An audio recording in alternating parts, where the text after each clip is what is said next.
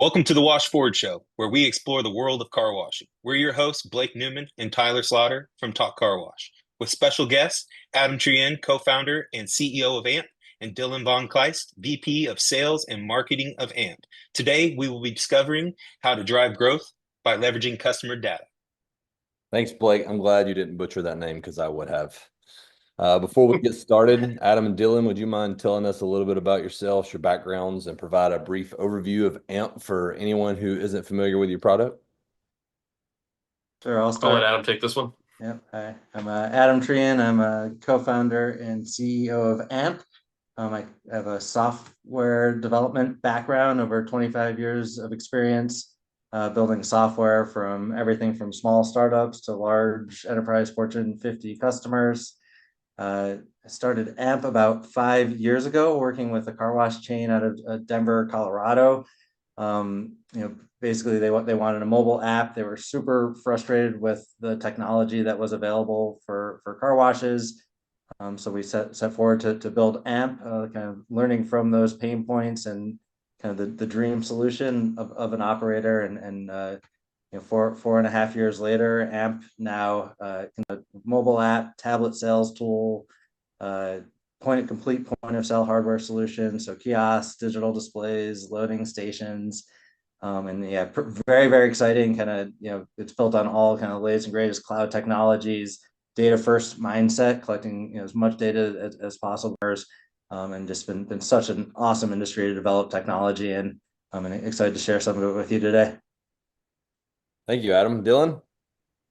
Yeah, so in addition to being the VP of marketing and sales for AMP, I actually started this journey with Auto Wash, which is that customer that Adam just mentioned. So longtime friends of the owners and founders, and I had multiple decades in the automotive appearance space, but never anything in car wash. So this was kind of a new challenge, get to learn a new industry. Car washing is very different than filling and the other things I had done previously. But part of that intrigued me the most is it was kind of running this backbone program that was, I came to know that the car wash industry really lacked a lot of good data, a lot of good point of sale data and marketing tools. So getting to be kind of on that bleeding edge of that with the kind of customer number one / co-founder, and kind of, all these tools at my fingertips to really make the whole thing go, it made it a really interesting prospect. So obviously jumped at the opportunity. So I get to kind of not just be on the AMP side of things, but I also get to be the power user. Like tell Adam, I try and break every new thing they develop before anybody else does, because I try and push the limits of all of it. And our clients get to reap the benefit of my guinea pig experimentation. So I like when we have the company and then a super user on the other side, so we get the best of both worlds. Well, cool. Let's get into it. So, Adam, I got a question for you. So, what's the current state of the customer data management in the car wash industry, and where do you see the most significant opportunities for leveraging it? Yeah, I think we've really seen an increase of sophistication in our customer base and in the car wash industry in general. I think customers are demanding more and more data about their customers, about their financial and operational and they want access to that data, and then they want rich analytics and reporting on top of that data. It's not enough anymore just to know how many cars did I wash. They want to know who's washing those cars, how things are growing. They want to be able to predict future outcomes. So kind of you're seeing a huge uptick in usage of CRM tools, mobile apps, web forms, kind of whatever ways car wash companies can collect more accurate data about their customers, and then use that data to inform marketing campaigns, figure out price increases, figure out ROI on a project at a site. So just so many amazing things car washes are doing with this data to go and try to drive growth. Yeah, and with operators just kind of scratching the surface of the power of data, and the awareness of the data that they have in place in their business, what tactics can they begin to implement to drive repeat business, specifically around marketing and sales? And Dylan, maybe you can touch on how you guys are doing that at Auto Wash, and then also how some of the other customers at AMP are taking that as into their arsenal per se. Yeah, that's the stuff I'm breaking. Operations. That's the stuff I'm trying to break on the regular. So, I mean, I think the first thing is that because there's been such a void in the data space, it's knowing what questions you even want to ask, right? You don't know what you don't know, and you don't even know what you could be aware of based on how things have operated thus far, right? Most washes, if they're using LPR, they have a license plate, they got last four of a credit card, and they're lucky if they have a good email address and a phone number. And so at this point, we're collecting a lot more than that. Not only is the data good, but it's also clean, right? We don't have duplicates, we don't have bad emails, we're doing all this validation for that. But then there's other things being stacked on top of that in terms of what we know about that customer. So once you have kind of the world of data around your customer at your fingertips, knowing what you even want to know is kind of a big, like, gosh, what would I know if I could know anything about my customers? So kind of personally speaking, how we're using it for all kinds of things, really get granular about that individual customer experience. We're trying to tailor experiences that aren't just wholesale production, roll them down the assembly line and every customer gets the same offer every single time. We want to have every interaction, whether it be in the app with a message, an SMS campaign, email, it's tied to something personal. One that I always pull on. So Auto Wash is the official car wash of the Denver Broncos. So we sponsor the Broncos. Well, not everybody who lives in Denver and is an Auto Wash customer is a football fan, first of all, or maybe they're not even a Broncos fan. So if I'm going to send out a message with that theming to it, I want to make sure I'm talking to those people. So we've run in-app surveys to just ask, who do you follow? What's your local favorite sports team? I'm not going to send a Broncos themed offer to a guy who says, I don't follow teams because I'm from New England and I'm a Patriots fan, right? That's not the guy to send a Broncos offer. His rival. You don't want to upset him with something you're trying to do good. Exactly. And then also understanding when and why. I have data about when customers are most likely to be opening deals in the app versus when they're washing. And so when do I time those offers? So getting so like down in the weeds about delivering the right message to the right person at the right time. And the only way you can do that is with historicals and data that you understand what all those patterns are. And even doing things like predictive churn, getting ahead of what's the pattern look like when somebody's about to cancel. What's their wash engagement look like? What's their frequency look like? Are they engaging with deals? I mean, how many times have they called in? I can take all that data and start to paint a picture of what that pre-churn customer looks like. So again, it all goes back to what do you want to know? And then how do you piece together the data to know it? You've got all the data you could possibly want with AMP. Now, how do you leverage it? So you're speaking my language, and I'm sure Adam can fill us in on this. But when you talk about kind of the data and KPIs, Adam, what are some of like the essential features and integrations a car wash operator should look for in a point of sale to manage and kind of analyze their specific KPIs or datas, or the ones that you guys kind of automatically give them to work from? Yeah, sure. I mean, yeah, I think to be able to do the sort of things that Dylan is talking about, there's three major things. You need to collect rich, well-structured data that you have access to.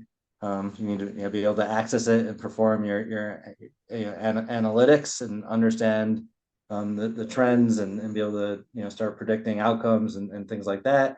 And then you need to be able to act on that data. You have all the data in the world. If you can't actually act on it, there's nothing to do there. So I kind of start with data collection. And I think we take a really interesting approach to try to kind of passively collect data about every customer that comes onto the car lot. We use AI vehicle recognition. So both retail and members, we know where they're washing. We know what wash levels they have. AI is picking up the make, the model, the color of the vehicle. So even before they roll down the window, we know so much about that customer. We have a mobile app where we ask for their birthday. We ask, so we start understanding the age of our customers. We could run surveys. We ask do they want a receipt sent with their phone number. We start getting phone numbers. We're starting, every time we interact with a customer, it's another opportunity to collect more information about that customer. And then in terms of being able to share that data with the operator. So, both through everyone has like their prepackaged reports, but I think to be able to do what Dylan's talking about, having full access to that raw data is essential to be able to build your own data warehouses, run your own analytics, wake up and ask whatever question you want of that data to be able to then go and inform how you're going to market and connect to customers. And I think that last step is actually being able to connect with those customers. So, there's kind of the obvious ways, being able to send text messages and emails and things like that. And then do some advanced things like when someone pulls up, we know they're a retail customer. We know how many times they washed. show a special advertisement on the digital display that's in front of them, based off that customer. So we're always trying to push the limit on different ways that you could actually use this data to have a different experience for your customer and try to move the needle. I like the fact that you said it's my data and I can do what I want with it. Yeah, I think that's back to building this from an operator's perspective. So important. You own the data, you own your customer, the payment tokens for membership. Really that's so important for you to have as an operator. Yeah, and some you said just a moment ago is, you're really focusing on making that connection. Nothing is more important to a customer of being noticed, but also just that human bond and that human connection. And you're doing it through the technology because you're using the things that are most important to them and the things that they identify with, the things that make it feel special. And sometimes that's as simple as using their name. Or just a common fact or information that is personal to them, then that kind of glues them into the experience and makes it a lot more sticky versus just throwing a blanket, sales pitch or a blanket, just kind of experience. Yeah, it might be good for some, but it's not going to be great for all. So I think it's important that you guys are using that data to, to connect with the customer further, because as more and more car washes, I could see how customers kind of could feel like a number, or that it's just just another wash. So I think there's a lot of value that you guys are doing there. So Dylan, you kind of were talking about your KPIs earlier. We all know a major one in the industry is reducing membership churn. It's all great getting someone to sign up, but if they leave, a month or two into it, or shorter than you want, it's not ideal. So how does the access to the detailed customer data empower operators to proactively address and reduce their membership churn? So the one I touched on briefly there is that it actually was kind of an idea that came in a meeting, is that kind of idea of predictive churn, right? Because we're all faced with the new reality of click to cancel, and whether we want to obey it or not, federally mandated. So we've got to give customers that parallel, just as easy to cancel as it was to sign up process. Well, when you do that, it makes it really easy for them to leave. Well, what if we get them before they even know they want to leave, right? So identifying those trends in behavior, you can start to understand. I mean, we're for Auto Wash, we are painting a very crystal clear picture of several factors, like their engagement with the loyalty program, their wash frequency over time, taking into account seasonality since we're in Colorado, their engagement with the app and the deals and things like that, number of times they call or texted into our customer service, their open rate on emails. I can take all those together and start creating what is effectively a cohort of people. It says this person looks like they're about to cancel. So at that point, then we can start an active outreach that says, let's make them happy right now, or let's try and address whatever the issue is that might drive them to cancellation. I think other things to be looking at too, though, that many of the operators aren't necessarily focused too heavily on. Everybody knows what their customers are worth, but they don't know what the lifetime savings for that customer is. And I think that is a data point you're talking about, Tyler. It's like kind of that, having that personal conversation. If you can greet, hey, Tyler, welcome back to the wash. It looks like your third time here this month. Do you know you've saved like almost $500 by having a membership this year? Like, surface value, because as much as we hope the customers are going to do the math and realize that their unlimited washes are netting them this, they're not going to do it. But if we are able to say something eye-popping like, yeah, you saved almost $500 by having this membership, that's just one little positive touch point, one other seed you've planted in that customer, that they now understand the value a little bit more, right?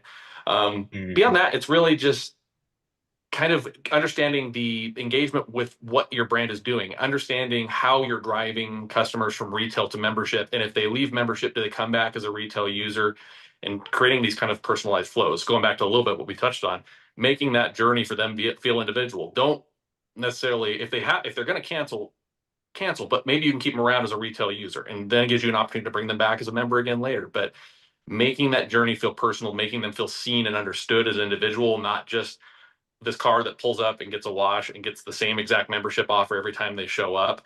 That personalized piece.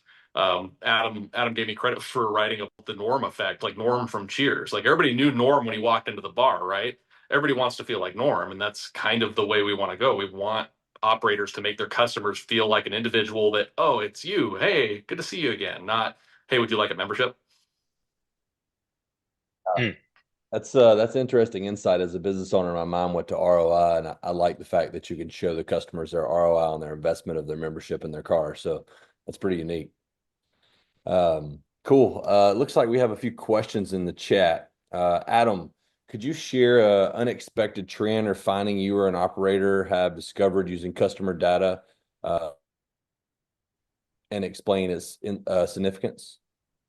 Yeah, I think one of the more interesting topics we've been diving into with our customers is loyalty, which is, fast food industry, loyalty points, Starbucks, that's been around for a long time, really successful. The question is with car washes, what would the result be? Is that going to cannibalize from memberships? How is that going to impact retail customers' frequency of washes and so on?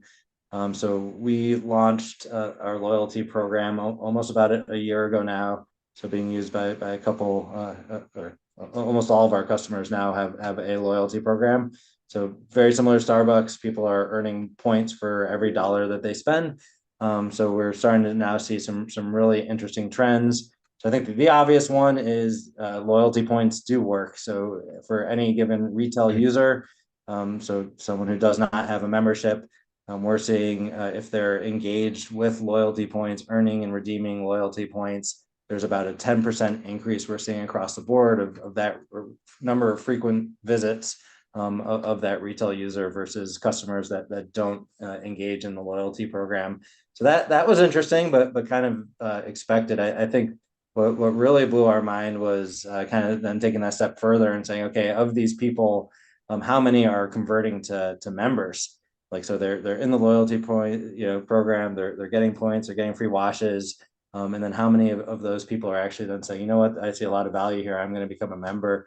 We actually saw a 40% increase from loyalty users of their willingness to kind of understand the value of the brand and sign up for a membership program. So that was super exciting for us and is now driving our innovation to invest more and more in terms of if we could get people really engaged and excited and earning points and redeeming those points. I've got some really good data. We've been doing loyalty now, I guess, for about 2 years, and I've got some great data on the same thing. We actually changed it from loyalty to rewards, just because the mindset of rewarding them was something sounded better to me from the point. But that's great info. Thank you, Adam. Yeah, Adam, and you kind of touched on it a little bit with the loyalty program features, but whether inaccessible points and insights that our operators are gaining with getting a more of a sticky experience with the retail and the loyalty side of things on their business. Yeah, they're different customers are using the data, I'd say, in different ways. It's just so cool to see. Like some of the analysis that we're doing, when you kind of look at, what people are pulling up, the make, the model, the color, like the vehicle information.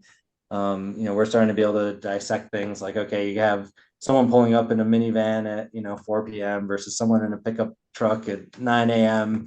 And what's that person doing? What level of wash are they, kind of going for? Who's signing up for membership? Who isn't? To use that data as you go to tools like Facebook and things like that to do very targeted advertising, kind of towards the demographics, like really understanding those customers, and using that to really try to drive the behavior that you're trying to get at. It might seem minor, kind of building on what Adam's saying there. Something we're doing on the auto wash side, in my department specifically, is as we're designing ad copy or ad graphics, we're looking at kind of, are we over or under indexed versus make and model of car in a region, right? So the saturation of F-150s or Subaru WRXs or whatever in a market is public data you can pull in. It's not a part of the AMP platform, but we do know what our customers have. So what we are doing is, if we're under indexing, we probably need to speak to that audience a little bit more. If we're over indexing, we probably have a little bit too much of that in our audience mix. So the type of car even we're looking at bringing into our advertising graphics is being driven by what I have in terms of data from AMP right now, which is something I never had thought about being important, but actually it's pretty cool. So if it's like, if your audience is, or your customer base is, more, trucks and Jeeps and off-road vehicles. You're not putting, topless sports cars and random Exactly. things that don't apply to them. That makes sense. Exactly. Yeah. And the under indexing part, right? If you have a glut of a certain type of vehicle, but you're not, the market says that there is a whole lot of this type of vehicle, but you're not washing very many of them, that's kind of an indicator that maybe you're Mm, not speaking to that group. So how do you, via mm. social media marketing, whatever you might do, go and attack that group and get some of those cars into your wash? Because that is definitely a customer cohort you're not touching yet. Well, Dylan, if you're missing the Jeeps, you just offer rubber ducks. That's what gets them. Free. They're everywhere. Yeah. Dylan, I mean, you may not know this, but do you know what vehicle you guys wash the most? Like out of all Auto makes wash, and we models? are not paying attention to market index, right? Because there's so much that's potential, right? Every market has a ton of F-150s. So far and away, our number one Yeah. wash delivery is Ford F-150s. Beyond that, we're real heavy in Subarus, which is not unusual for Colorado, specifically WRXs. Yep. And then Toyota 4Runners and Toyota Tacomas are like our number three, number fours in terms of wash Hmm. volume. And then Tesla I think Model 3s are shortly behind those guys. But the fact that I even know that is Wow. cool, right? And so then I can tailor my Yeah. marketing very specifically to those customer groups. If I want more Teslas, I put Teslas in my ads and I speak more to kind of that group. If I want more F-150s, I put more F-150s in my ads. Yeah. I Most think what, operators can't answer that question. yeah. Yeah, I can't Yeah, answer most can't. And I think one thing that is interesting is like typically you would just like look at counts, right? And say, who's my most, what car do I see the most of these different levels? What AI and machine learning is bringing is, not just a count, but looking at propensity for a certain action to happen. So I could look at if I have a yellow car, what is the propensity of that car to buy the highest plan versus the lower plan, versus a Mm, gold. And I use those two examples because that is pretty interesting. If someone comes in with a yellow car, they're 3 times more likely to buy the top level plan than the lowest plan. But if they come in with a gold car, which is just yellow with some sparkles in it, with some glitter in it, basically a gold car is 3 times more likely to buy the lowest level plans. Those sorts of insights and, know for this particular vehicle, this is what we think that they'd be most interested in. And then I like what Dylan said too. It's, we could serve them up what they'd be most interested in, see how that works, but also maybe they need to be educated, and can we maybe actually move the needle and actually change behaviors, by trying to sell other things that they normally wouldn't just buy. Yeah, that's interesting. Dylan, I got a question for you with all that. So when you think about the long-term impacts of the car wash industry with operators becoming more data-driven, what's it telling you? Tells me that now is the time to start cleaning up what data you have, whether you're an AMP client or not. You need to start getting your data in order, because the war will be won and lost in the data trenches, right? He who has the best data has the best arsenal. And then there's the execution against that data, right? So you could be the world's best operator, but if you don't have good data, a guy who's just okay at operating is probably going to jump you in terms of just marketing yep. and what he's saying to his customers. So whether you're an AMP client now, planning to be an AMP client, or just not even sure, you've got to start getting that in order, because that is the number one tool you're going to have at your disposal. It's only going to become more important over time. It's not going to become less.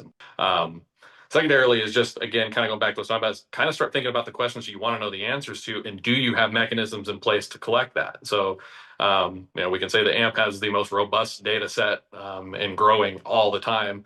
But do you have everything you need now? And if not, you need to be looking for a solution to get the data to get those answers. Because if your next great idea is hindered by the fact that you don't know if it's going to be successful, or you don't even know what question to ask, then you're already behind. So you got to start getting that data together now.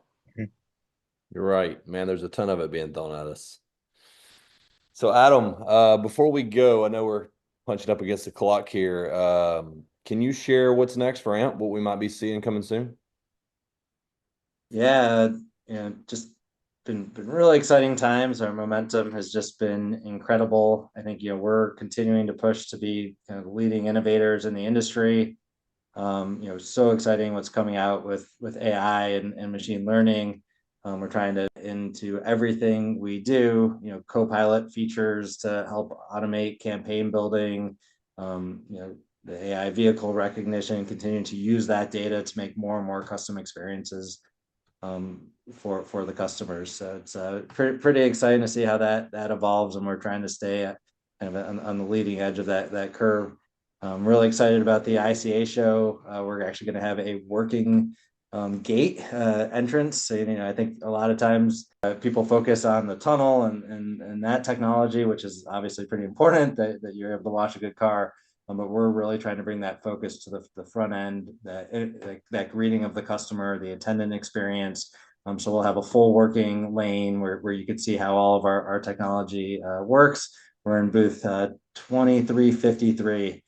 So please come by and check us out. I heard you guys might have hired a head of product and a data scientist. Can you give any truth to that? Yeah, that's pretty exciting development with the NCS acquisition. Really, we were looking for a partner to invest heavily and help us really take our innovation to the next level. So we're doubling our team here over the next several months. We just hired a head of product who cut his teeth at Apple.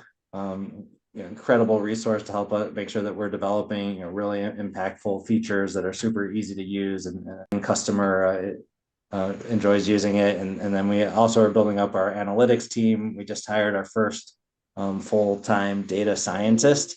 So all these things that we're talking about, kind of being able to look for trends and correlation in the data to predict outcomes, understand impact of weather and customer demographics and all sorts of things on what's going on the ground. It's every single day. It seems like they come up with a new finding and new interesting way to dig through that data. Awesome. Dylan, I hear that we need to be looking for you at ICA. You're doing something at the Spark Theater? Yep, I'm going to be in the Spark Theater on Sunday. It's funny, I'm calling it the sequel because ICA Nashville, I did, as far as I'm aware, the first loyalty talk education session, which ended up being, I'm not trying to toot my own horn, it was pretty popular. Adam was there, he saw. But it led to a lot of conversations after the talk at our booth, because it's kind of opened this idea of like loyalty programs to a lot of operators. Well, at the time, we only had so much history with it, right? We had some very early learnings because the feature had only been live for about 7-8 months, right? So we had limited history. As Anna mentioned, pretty much every single one of our operators is doing the loyalty program to some degree or another. So we have a much bigger data set right now that we can share. So there's some learning that we're going to uncork there, some trends and some patterns about what a loyalty program can do.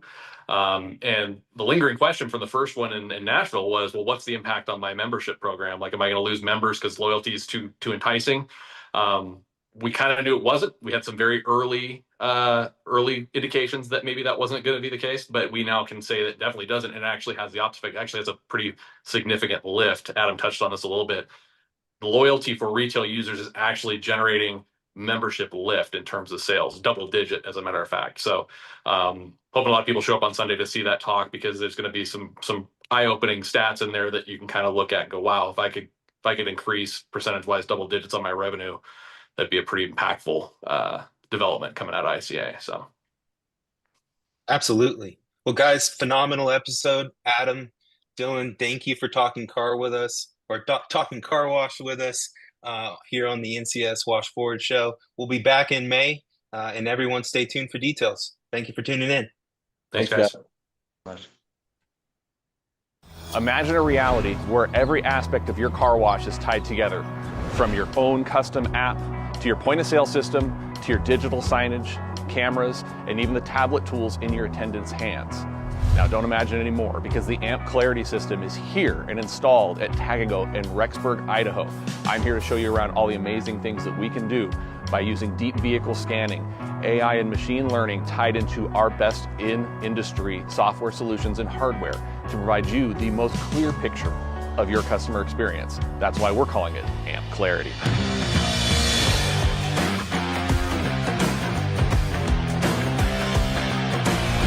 Your customer's journey through the AMP Clarity system starts here at the very beginning of the staging lane. We have strategically placed cameras that pick up that car before they are even close to the point of sale. We want to start pre-scan by capturing the license plate. We're identifying make, model, and color of the car so that our system can start to recognize the customer, build the data, and surface that faster and easier for your attendants or for the system up front. Let's move to the next station. In this lane, they've equipped, again, for the retail or single wash purchase users, the best-in-class AMP kiosk system. Now, this system can act as essentially a virtual attendant. If you are short-staffed or aren't running an attendant in this lane, customers can interact with this screen. If they're a member, they can use the app and scan a wash code. If they're a first-time visitor or retail user who doesn't use the app yet, they can purchase a single wash with tap to pay, card dip, everything built right in here. They can take care of purchasing their own wash unassisted if need be. Here in the member lane, you're going to notice there is no kiosk. There's just the digital signage. In this lane, an attendant would be equipped with the tablet tool with all of that information that we've captured through the scanning process surfaced right there for them, ready to engage, whether it be selling a membership, upgrading a membership, helping a member with updating billing information, or anything else they might need. While their vehicle is being scanned, clear signage that's customized that will give them messaging specific to their membership plan and wash history with your wash by first and last name, even displaying the year, make, model, and color of the car so it feels personalized to them and they feel valued as a member at your car wash. Now, once the retail user has purchased a wash in that lane or a member has been scanned in this lane, the gate will automatically open for them and we'll head around into the tunnel where we can check out the AMP loading station, a part of the Clarity end-to-end integrated system. Now here, once inside the tunnel, your employees continue to have that full visibility, the absolutely crystal clear picture of who each customer is. The loading station will feature the images of the vehicle as it was captured coming in through the point of sale. It will have information about the wash level that customer is selected. If it's a retail customer, it'll have plan information or the plan level flagged out for the members. That allows your team to prep the car and send it when it's ready with absolute assurance that it's the right car, the right plan, the right wash that customer wanted. And the journey doesn't end at the end of the car wash tunnel. With the ability to send push notes, text messages, MMS, emails as part of a journey, your interaction with your customers can continue via the AMP platform and AMP Clarity long after the customer has left the wash location. They'll feel valued, and individual members will feel as if you know them on a deeper level, because you do. AMP's Clarity system is more than just cool party tricks and fun things that show names on screens. We're gathering important information and details about every customer visit. The AI and machine learning algorithms that are operating in the background of Clarity add that information to that customer profile that can then be surfaced on dashboards for your team, your site leads, and managers to understand more about the customers and what's happening on site, keeping the metrics and data that you need to run your car wash at peak efficiency at front of mind and accessible anywhere, anytime via the AMP portal.